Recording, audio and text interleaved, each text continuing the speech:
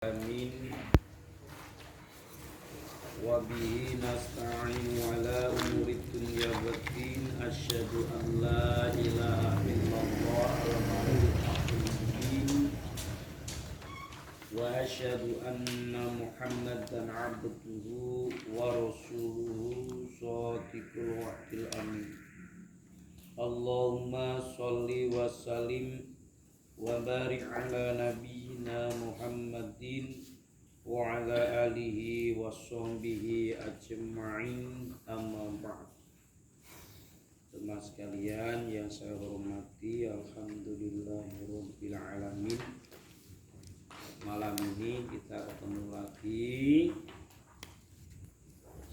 dan kita lanjutkan dalam tentang tafakkur, perintah untuk tafakkur surat Al-Fatihah.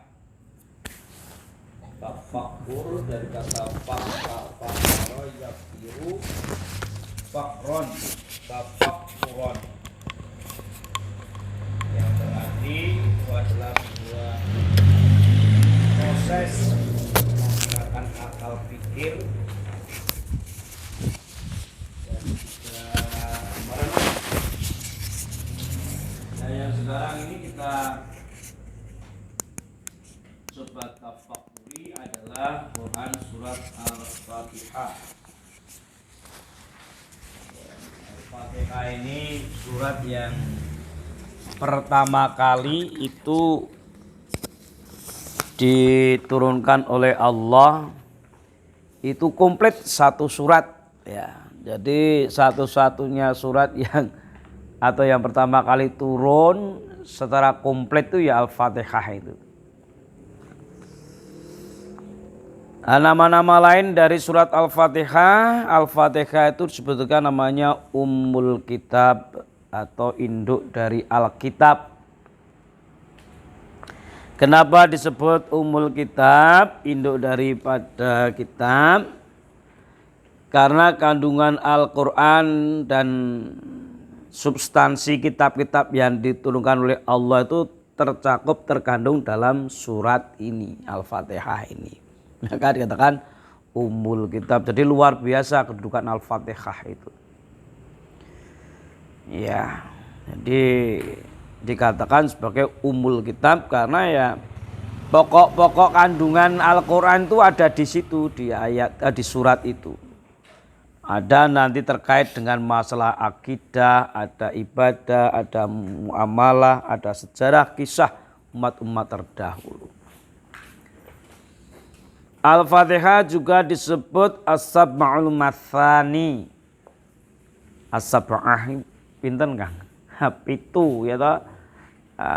Matsani yang diulang-ulang. Jadi 7 ayat yang diulang. Jadi yang perlu dipahami Al-Fatihah 7 ayat. Ya. Itu yang perlu dipahami itu. Dan nanti masalah perbedaan pendapat apakah dari basmalah atau hamdalah lah itu perbedaan pendapat saja. Tapi yang jelas 7 ayat. Ya. Yang diulang-ulang. Maksudnya diulang apa? Diulang dibaca di dalam sholat. Ya, paling enggak berapa kali Kang Ustadz SBY? 17 kali ya. Sehari semalam itu 17 kali itu. Ya minimal itu. Nah, juga Al-Fatihah ini disebut As-Syifa, penawar. Penawar ya, As-Syifa. Karena pernah ada sahabat itu yang menggunakan As-Syifa, menggunakan Al-Fatihah itu untuk ru'yah ya. Ru'yah salah seorang ketua suku gitu ya. Jadi pada awalnya itu rombongan orang muslim ini kan mau nunut di dusun itu untuk bermalam. Tapi tidak dibolehkan. Nah, akhirnya mereka terpaksa bermalam di luar kampung. Lalu tiba-tiba kok ketua sukunya itu ya kena racun. Ya. Nah, ini kena racun. Nah, terus nggak ada yang sanggup. Kemudian diperintahkanlah orang kampung itu, coba kamu minta itu pada rombongannya di luar itu. Dan ketika orang kampung itu datang, ini kepala suku saya ini kena racun, apakah kalian bisa ngobati? Langsung aja jawab oleh sahabat itu, bisa. Tetapi syaratnya kamu harus beri upah pada saya, gitu ya. Upah. Karena apa? Kamu telah tidak mengizinkan kami untuk bermalam di kampungmu. Dan akhirnya dibacakan Quran surat Al-Fatihah itu dan sembuh itu. Ya, sembuh. Ya. Juga Al-Fatihah ini disebut as-sholah, sholat. Ya. Karena dalam sebuah hadis qudsi, ya, Allah itu mengatakan bahwa Allah membagi sholat itu menjadi 2 bagian. Nah, itu yang dialog antara Allah dengan hamba ketika orang itu membaca surat Al-Fatihah itu ya. Nah, itulah di sana Allah menggunakan kata ini as-sholah. Maknanya adalah Al-Fatihah. Nah, ini. Lah kemudian teman sekalian, mengingat begitu sentralnya surat Al-Fatihah ini sehingga disebut Ummul Kitab, ya, maka kita diperintahkan untuk mentafakkur. Mentafakkur itu ya mencoba untuk memikirkan, ya, memahami apa Al-Fatihah itu. Ya. Ini. Nah, kalau kita lihat Quran surat Ali Imran ayat 190 191, di sana itu ada perintah untuk tafakkur. Ya, inna fi khalqis samawati wal ard wa ikhtilafil laili wan nahar la ayati liulil albab alladzina yadhkurunallaha qiyaman wa qu'udan wa 'ala junubihim wa yatafakkaruna fi khalqis samawati wal ard rabbana ma khalaqta hadza batila subhanaka faqina adzabannar. Itu ada kata yatafakkaruna fi khalqis samawati wal ard, ya. Jadi perintah tafakur itu objeknya itu adalah makhluk Allah, ayat-ayat dan makhluk Allah. Jadi nggak boleh kita itu mentafakuri Allah, zat Allah itu nggak boleh. Karena ketika kita itu mentafakuri zat Allah, ya, itu kita nggak akan nyampe, dan itu perbuatan setan itu. Gitu. Jadi setan itu nanti kan mendorong kita itu sampai mempertanyakan Allah itu siapa kan gitu ya. Di mana ini ya. Jadi yang boleh ditafakuri ini adalah ayat Allah atau makhluk Allah. Ayat Allah ada 2, ada yang qauliyah itu teks wahyu, ada yang kauniyah makhluk Allah. Ini juga kita harus hati-hati. Jadi ketika orang belajar filsafat itu kalau imannya belum kuat jangan belajar ke sana. Ya. Karena filsafat itu kan ya mereka lebih percaya kepada akal fikirnya. Ya. Kalau enggak hati-hati bahaya betul itu. Ya. Ya. Jadi boleh belajar filsafat boleh, tetapi imannya harus kuat dulu dan tahu mana ini yang boleh difikir, mana yang ini tidak bisa, mana ini ta'akuli, mana ini ta'abudi. Ta'akuli ini yang bisa diakal, yang bisa dinalar lah gitu. Tapi kalau yang sifatnya ta'abudi, ya itu hanya kita harus ya mengimani itu ya. Jadi tapi kalau nanti tidak memahami imannya seperti itu, nanti bisa-bisa ya tadi terjebak ya dalam pemikiran liberal. Termasuk Al-Quran. Nah, dulu kan pernah itu Mu'tazilah itu ya. Al-Quran itu makhluk atau bukan kan gitu. Wah, itu kan bahaya itu. Ya, dulu itu kan cuma mereka debat yang dimaksud makhluk itu apa kan gitu. Alam itu apa kan gitu. Ya makhluk itu selain kholik, selain pencipta. Maka selain pencipta namanya makhluk. Maka dulu pernah ada fitnah besar ya, ketika paham Mu'tazilah ini menjadi mazhab negara. Ya, jadi semua dites. Dites. Kalau mereka tidak mengatakan Al-Quran sebagai makhluk, maka mereka dipenjara. Nah, ini ya. Sampai Imam Ahmad bin Hambal itu dipenjara dan disiksa. Karena apa? Imam Ahmad bersikukuh tidak mau mengatakan bahwasanya Quran itu sebagai makhluk. Nah, itu. Tapi Quran itu adalah kalamullah. Nah, itu. Tapi dulu kan Mu'tazilah itu kan aliran rasionalis. Ya. Aliran rasionalis Mu'tazilah itu. Tetapi ya kalau dalam sejarahnya itu ya ada apa namanya? Ada manfaatnya juga, dan dinamika kehidupan itu nanti di kemudian hari itu akan memberikan manfaat itu ya.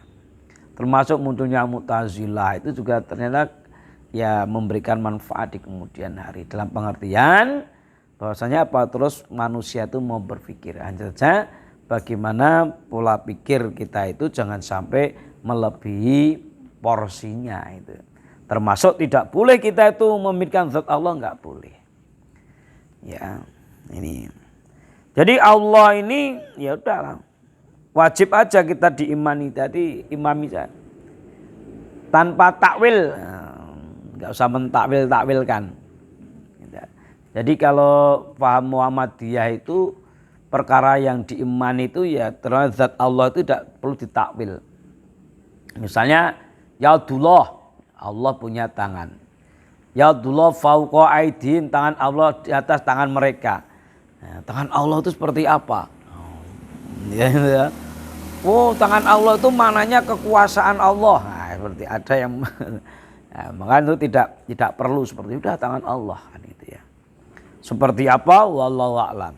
Ya, jadi tidak boleh kita juga tidak boleh menggambar-gambarkan apa Yadullah, tangan Allah ini sebagaimana tangan makhluk, nggak boleh. Karena ketika kita seperti itu ya nanti kan menjadi tamsil. Tamsil itu ya nanti ya gambar-gambar atau menyerupakan Allah dengan makhluk kan nggak boleh itu. Ya, jadi kita cukup mengimani saja ya. Takyif bertanya tentang caranya. Taktil menolak sebagian atau seluruhnya. Jadi menolak rukun iman, takdir ya nggak boleh itu. Satu ngimani semua kecuali takdir, nggak boleh, semua harus diimani. Sifat-sifat Allah juga harus diimani semua, tidak boleh ditolak sebagian itu. Nah, pokok kandungan surat Al-Fatihah, jadi terlepas ini dari perbedaan pendapat teman sekalian ya.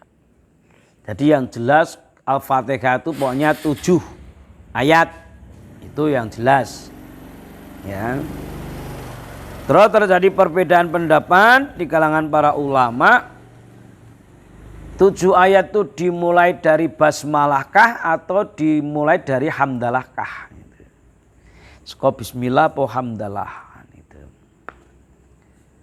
Ya, nah ada sebagian yang memasukkan bismillah ini sebagai ayat pertama dari Al-Quran, Al-Fatihah.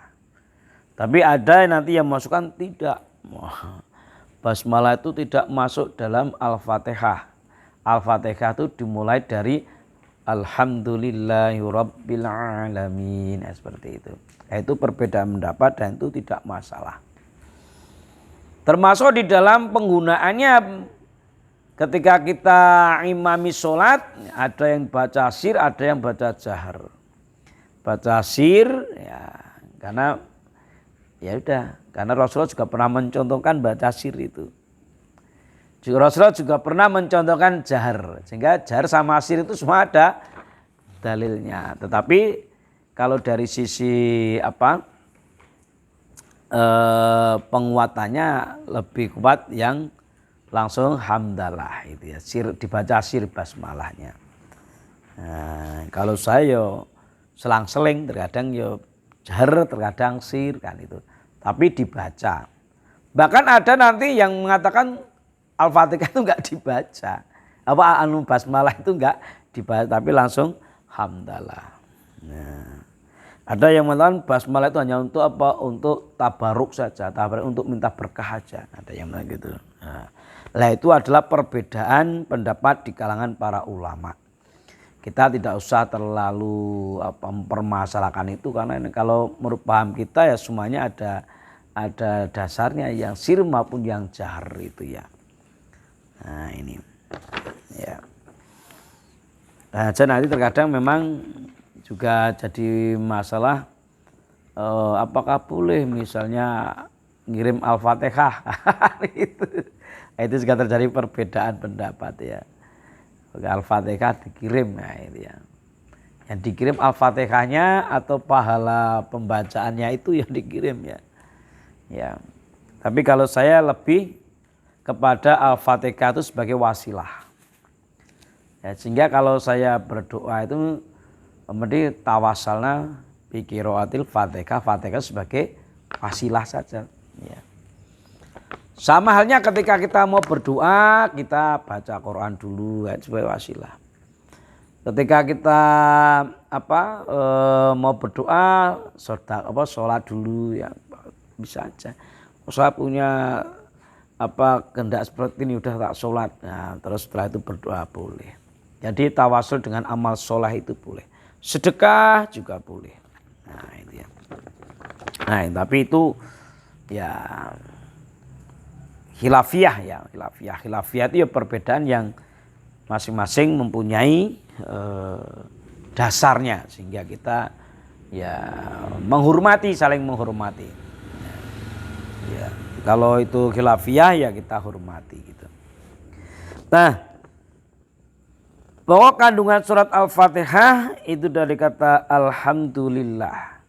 Kalau dari basmalah ya nggak apa-apa.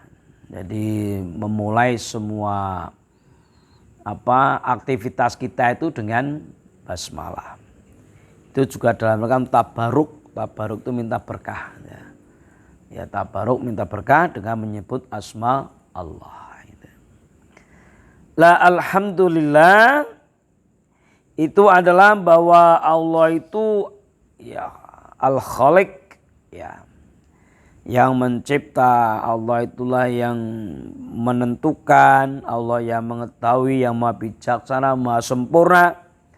Nah, karena Allah itu maha sempurna, maka alhamdulillah maknanya segala puji. Ya, jadi alhamdulillah itu ya segala puji. Ya, nanti macam-macam toh kata pujian itu ya. Nah, kata alhamdulillah itu ya segala puji. Ya, segala pujian hanya untuk Allah. Nah, terkadang itu hamda yuwafi ni'amahu wa yukafi mazidah. Ya Rabbana lakal hamdu kama yanbaghi li jalali wajhikal karimi wa admi sultanik. Nah, itu ya. Jadi yang mempunyai keagungan wajah ya. Itu alhamdulillah ya. Jadi ketika kita itu ya seharusnya banyak mengucap alhamdulillah ini. Karena apa ya, begitu banyak nikmat yang kita terima dari Allah itu.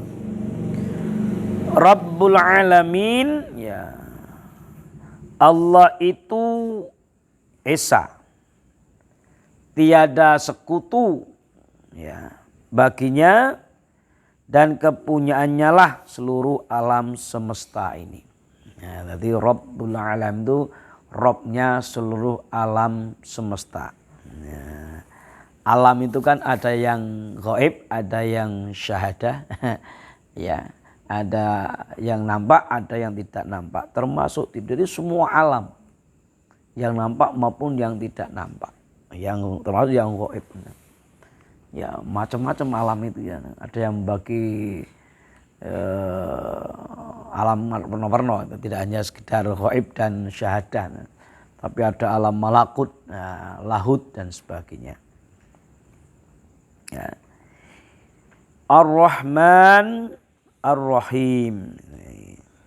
Jadi Allah lah yang melimpahkan nikmat kebaikannya bagi seluruh makhluk. Jadi Ar-Rahman itu Allah Maha Kasih dan tak pilih kasih. Ar-Rahman itu. Ya, jadi ya kita itu seperti ini ya karena sifat Rahman Allah itu. Ya. Jadi curahan kasih sayang Allah itu luar biasa. Ya, yang terkadang kita saja yang tidak mau mengakuinya. Jadi nikmat Allah itu tidak bisa ditolak, bisanya hanya didustakan. Mengakoni apa ora kan gitu ya. Maka dalam Quran surat Ar-Rahman itu kan fabi ayyi alai rabbikum matukadziban. Jadi nikmat itu hanya ya saja nih ya enggak bisa tolak, ngakoni apa ora seperti itu. Sifat Rahman Allah seperti itu. Semua dikasih, semua makhluk Allah sampai yang geremet sekalipun itu yang Allah yang nanggung semuanya. Ya, termasuk kita bisa kedip ya karena Gusti Allah. Nek saraf mata kita itu dicabut nggak bisa kita itu melek lah iso. Ya. Ya, jangankan melek nafas saja kita nggak mampu kalau ya oleh Allah itu dicabut saraf-saraf kita itu. Nah. Ini maka Ar-Rahman Ar-Rahim. Maliki Yaumiddin. Nah, Maliki Yaumiddin itu juga qiraatnya ada dua Kang SB ya. Pendek dan panjang ya kali ya.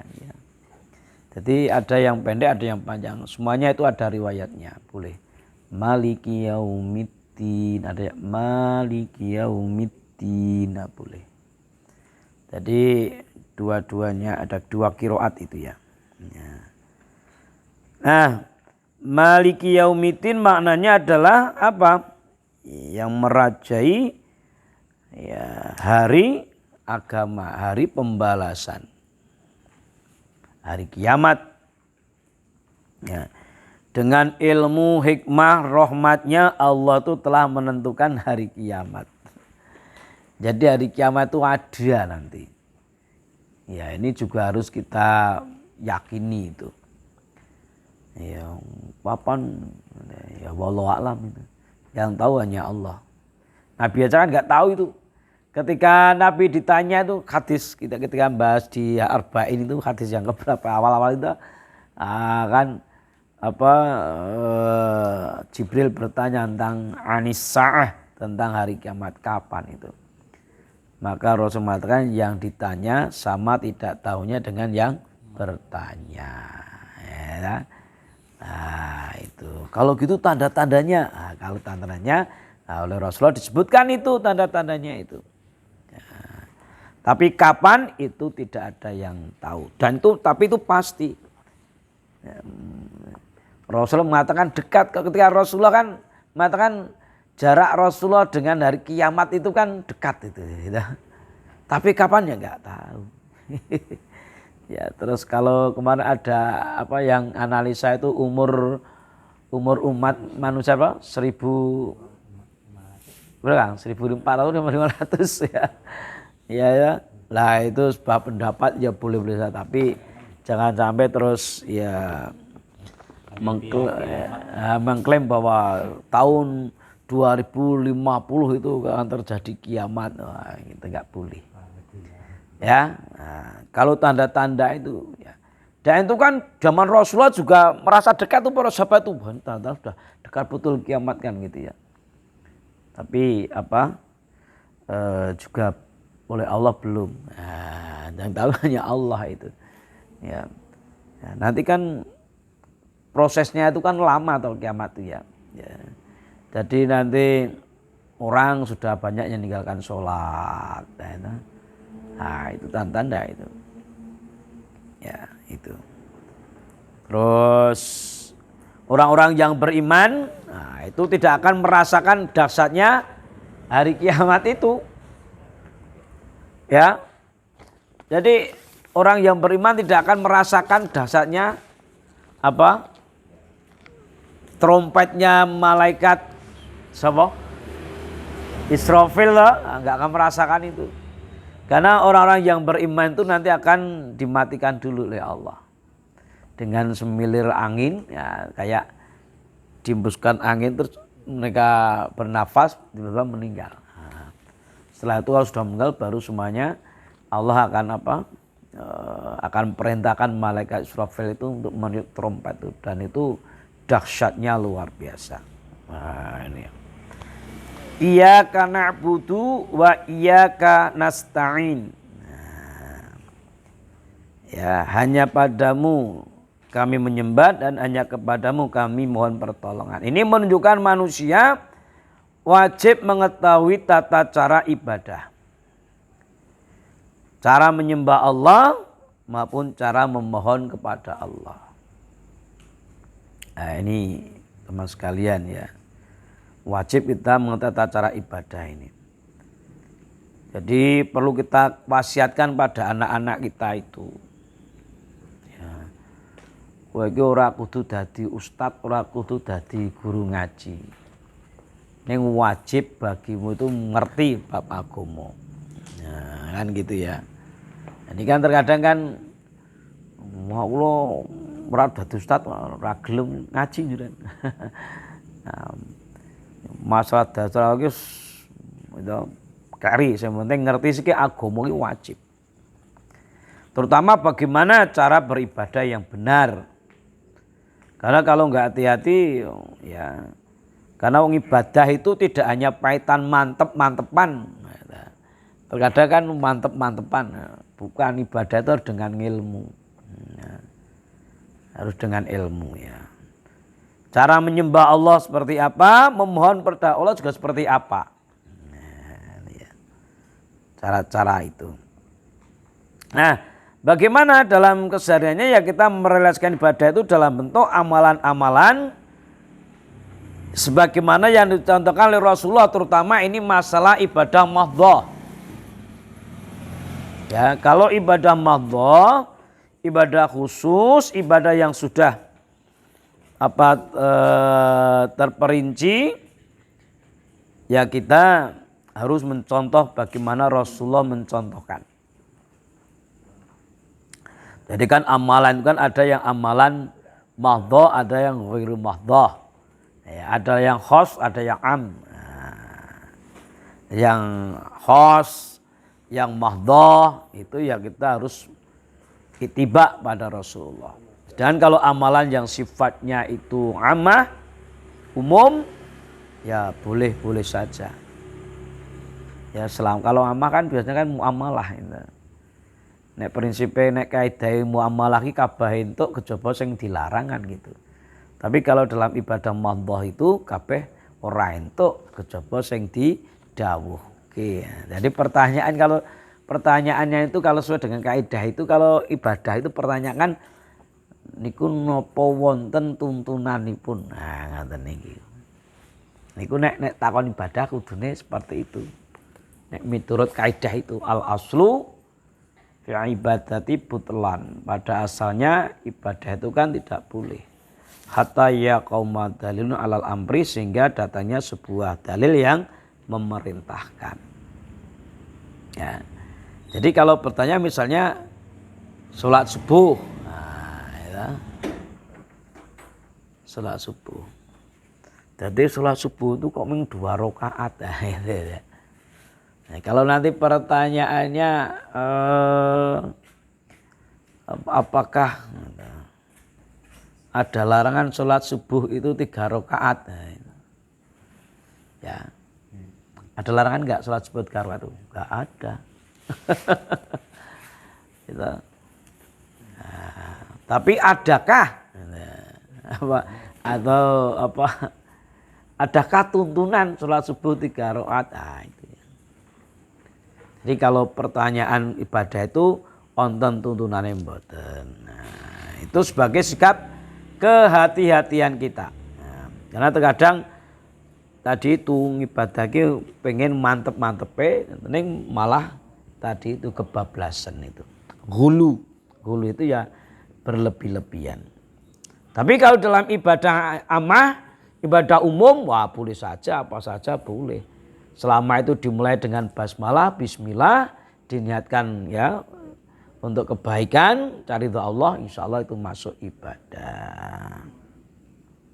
Nah, ini ya. Ihdinas siratal mustaqim. Siratal ladzina an'amta 'alaihim. Nah, ini memohon kepada Allah ya diberikan petunjuk kepada sirat. Nah, sirat itu apa artinya? Kang Ustaz. Nah, syarat apa Kang Ali? Syarat Kang Ali. Nah, surat itu jualan yang jalan tol. Nah, jalan tol itu surat. Ya. Lurus besar. Artinya surat kan surat artinya saroto itu kan artinya kan kelek. Jadi orang yang berjalan di jalan itu seakan tertelan oleh jalan itu. Nah, maka sirat itu satu. Siratal mustaqim. Nah, terus dari sirat itu ada cabang-cabangnya itu namanya sabil ya. Jadi gang-gang kecil itu namanya sabil. Nah, karena sabil itu banyak, maka ada sabilullah, terus ada sabilus syaiton. Nah, kan begitu. Ya, nah, kalau sabilullah itu ya nanti muaranya di siratal mustaqim itu, sirat itu. Jadi sirat itu jalan yang besar, jalan yang lurus, ya namanya sirat. Nah, kalau jalan kecil namanya sabil. Ghairil maghdubi alaihim waladhdallin. Nah, ya, siratal mustaqim itu bukan jalannya orang-orang yang maghdub. Maghdub itu yang dia apa? Ya, dimurkai oleh Allah. Ya, dzalin, dzola, tersesat, orang yang tersesat. Kalau dalam tafsir maghdub itu adalah siapa? Kaum apa? Yahudi. Kalau yang dzalin, Nasrani. Kenapa kok Yahudi? Ya, karena Yahudi itu merubah-rubah, ya merubah-rubah kitab. Nah, itu ya. Nah, itu ya. Nah,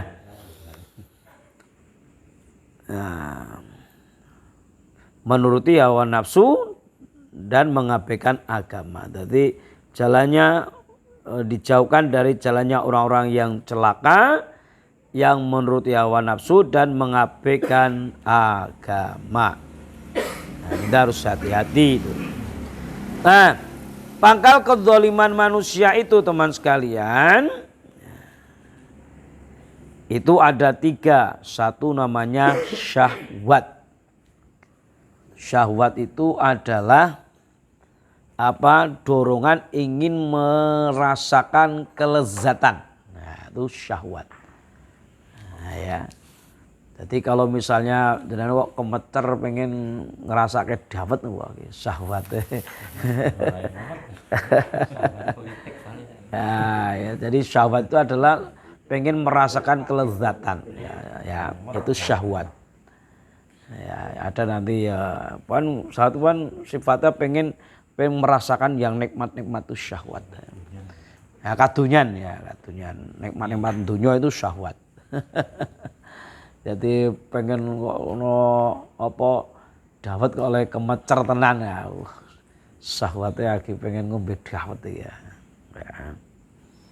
Ya, kalau nafsu itu sebenarnya kan ya nafsu itu tergantung syahwatnya, hawa terhadap hawanya nanti. Nafsu itu relatif normal atau ya wajar, netral. Nah, tergantung kalau pada hawanya jika menjadi hawa nafsu, lah itu yang nanti menjadi negatif. Sehingga nafsu itu kan macam-macam. Ada berapa itu? Ya, jadi kalau dalam Quran surat Yusuf itu kan nafsu itu kan selalu mengarah kepada apa? Su. Nah, kecuali apa? Nafsu yang dirahmati oleh Allah. Siapa itu? Nafsul mutmainnah. Nah, ya. Nah, jadi pangkal kedzaliman manusia pertama syahwat. Jadi orang kalau nuruti syahwat nih pengen golek ngerasakan nikmatin dunia wes. Itu nerjang-nerjang ya enggak akan bedanya dengan binatang. Binatang itu metus kok pandang wes itu ya. Nah, itu. Yang kedua marah. Orang marah itu juga akan mudah dia melakukan kezaliman. Contohnya pun kathah itu gitu. Wah, marah kan kalau orang itu marah itu kan iblis langsung masuk itu. Ya. Jadi orang marah itu iblis masuk, jin masuk, setan masuk, gelap menutup akal sehat. Nah, begitu nanti sudah terlampiaskan, wah, setan oncat itu, yang terjadi adalah apa? Getun. Nah, kan gitu. Nyesel, aduh, karena bacot. Nah, maka marah itu salah satu pintu setan masuk ke dalam diri manusia. Nah, maka di dalam Islam dikatakan apa? La taghdab. La taghdab itu maknanya bukan tidak boleh marah. Hal itu. Tapi mana la taghdab itu adalah apa? Kendalikan amarahmu. Nah, itu ya. Jadi untuk mengendalikan amarah. DC kok orang untuk marah, ya marah apa kan itu ya. Tapi apa tidak boleh ngamuk, tidak boleh misuh, nah itu namanya terkendali marahnya. Karena kalau marah nggak terkendali, ya yang terjadi adalah kerusakan, kezaliman dan sebagainya. Yang ketiga adalah hawa nafsu. Nah, kalau nafsunya keinginan, dorongan keinginan aja. Ya bisa positif, bisa negatif. Nah, ya dorongan hawa nafsu itu bisa positif, bisa negatif. Nah, nanti kalau negatif ya menjadi namanya ya hawa nafsu atau nafsu lawamah. Nafsu lawamah, alu mamah, mamah alu. Jangan nafsu alu mamah, nek wong Jawa alu mamah. Nah, itu teman sekalian ya. Materi kita pada malam hari ini dan tafakkur ya, surat Al-Fatihah yang sebenarnya masih banyak ya. Tapi karena keterbatasan waktu ya kita cukup sampai di sini. Jadi ini keagungan surat Al-Fatihah ini. Ya luar biasa. Ya sehingga surat Al-Fatihah ini ya bisa untuk syifa. Syifa itu ya penawar, penyembuh ya. Kalau dalam pengobatan itu ada namanya dawa, ada pengobatan, ada namanya syifa. Nek dawa itu obat, pil itu dawa. Nah, nek syifa itu ya penyembuh. Ya, jadi jangan sampai kita hanya tergantung pada dawa, melupakan syifa. Nah, jadi apa syifa itu lebih kepada ruqyah ya. Ruqyah. Ya, itu ya. Nah demikian teman sekalian, waktu saya kembalikan kepada Kang Ustadz Suhadi. Nah, monggo nanti kalau mau membahas tentang pengajian Mitra Kentel, monggo saja. Baik demikian, assalamualaikum warahmatullahi wabarakatuh. Terima kasih. Ya. Pateni baik. Kameranya nang Monggo dipun nunjuk dipun dalem mangke nek ngenteni Om Popok lagi mau ngombe.